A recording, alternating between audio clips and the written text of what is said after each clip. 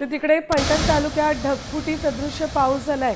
या पावसामुळे ओढे, नाले, नद्या, बंधारे, तलाव ओसंडून वाहत आहेत। फलटण तालुक्यातील दुष्काळी भाग म्हणून ओळख असणाऱ्या धुमाळवाडी गावामध्ये सुद्धा जोरदार पाऊस बरसलाय। या पावसात धुमाळवाडीला पाणी पुरवठा करणारा तलाव ओव्हरफ्लो झालाय।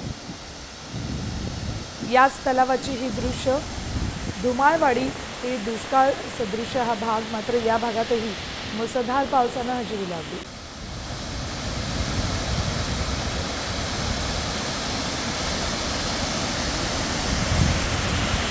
तर थेट धुमाळवाडीत पोहोचलेत आमचे प्रतिनिधी ओंकार कदम, आपल्याला अपडेट्स देत आहेत।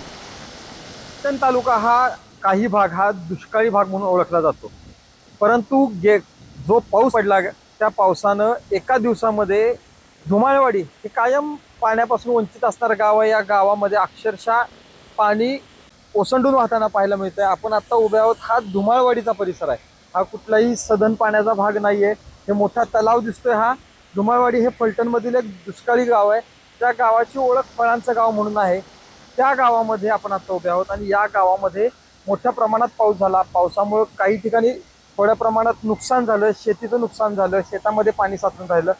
परंतु धुमाळवाडीचा हा तलाव आहे, हा ओसंडून वाहताना जो पाहायला मिळतोय, त्याच्यावरून आपल्याला अंदाज येईल की एका दिवसात केवढ्या मोठ्या प्रमाणात पाऊस हा इथं पडला असेल। ओंकार कदम, साम टीव्ही न्यूज, धुमाळवाडी, फलटण।